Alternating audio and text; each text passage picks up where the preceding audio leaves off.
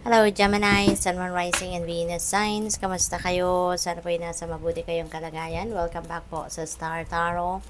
Kung bago kayo rito, welcome din kayo. Thank you for your support. I truly appreciate it. God bless you all.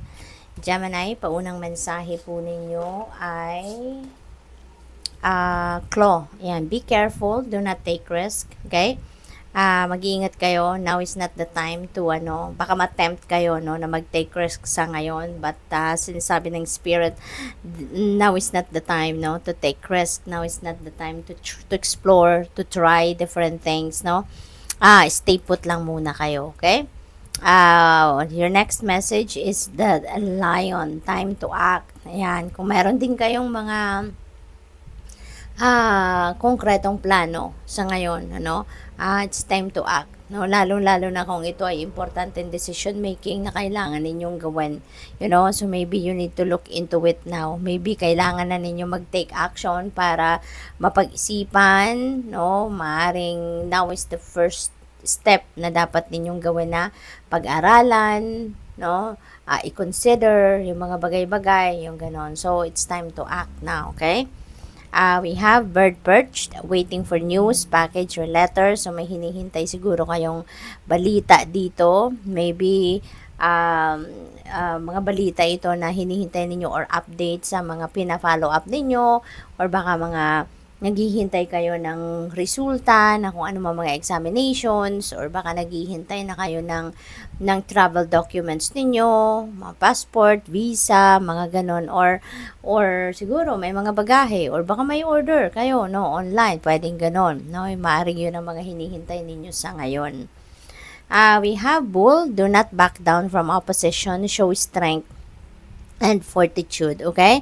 So, wag kayong sumuko, wag ninyong sukuan, kumbaga, ang mga sa inyo, yung mga tawag dito, yung mga pangungontra sa inyo, yung mga may mga kumakalaban siguro sa inyo, mga naninira, 'di ba? So tignan ninyong mabuti.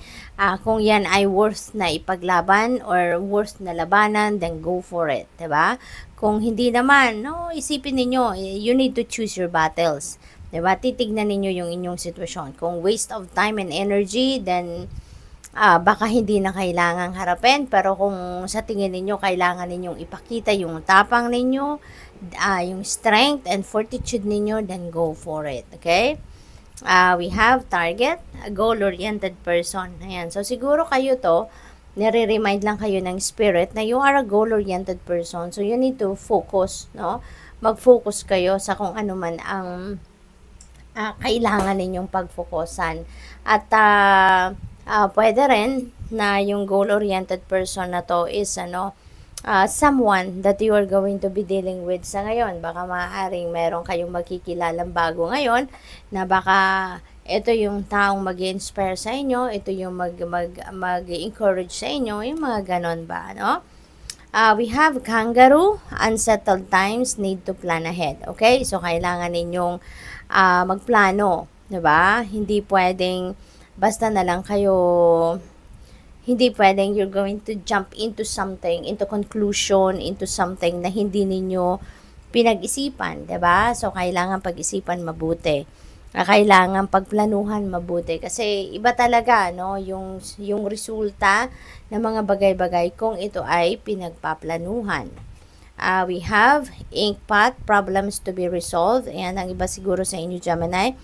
Merong mga problema na kakaharapin sa ngayon.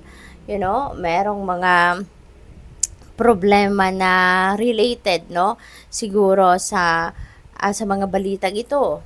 Pwedeng ganon. So, depende. Pwede rin, ang problema dito is related to this energy. So, tignan ninyong mabuti ang inyong sitwasyon. I-assess ninyong maigi, what else? We have flute, disappointment in a friend or lover. Okay? So, baka meron kayong mga frustrations, disappointments, sa person ninyo or baka sa loved one ninyo, Yung ganon. Lilipas din yan, diba? Meron naman tayong sa puso natin ng pagpapatawad, pagpapasensya. So, eventually, that's going to fade away.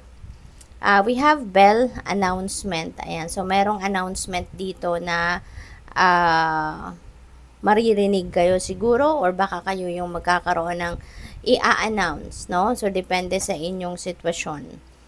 What else? We have coins. Money will be coming to you. Napakaganda kasi merong pera, no? Napaparating sa buhay ninyo sa ngayon. Merong mga blessings, no? Napaparating sa buhay ninyo at this time. And this could come from various sources. We never know, 'di ba? Kung saan 'to manggagaling. But ang mahalaga, 'di ba? Merong perang dadating. We have fair woman. Baka si perang ito, baka manggagaling kay fair woman, 'di ba? So, pwedeng oo, pwedeng hindi.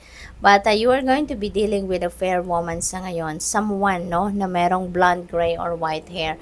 So, pwedeng foreigner ito, pwedeng boss ninyo to, pwedeng kaibigan, asawa, 'di ba? So, depende sa inyong sitwasyon. But this person, no, merong role ito sa buhay ninyo sa ngayon.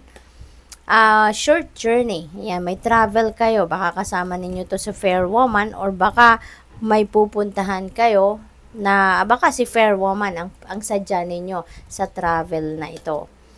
Plenty of material things. Wow. So, meron talagang blessings na paparating sa inyo. Maraming pera ang pwedeng dumating sa inyo. Kaya you have the capacity, no, to acquire material things kasi marami kayong pera, so marami kayong pambili siguro, 'di ba? We have both increase your efforts if you want to achieve your goal. Okay? So, Gemini, dagdagan nyo pa yung efforts ninyo, dagdagan nyo pa yung oras ninyo na ibibigay ninyo doon sa kung ano man ang mga bagay na tina-target ninyong makamit, ano, so that you would be able to achieve your goals. Okay? Good luck sa'yo. Thank you for watching Love and Light. Namaste.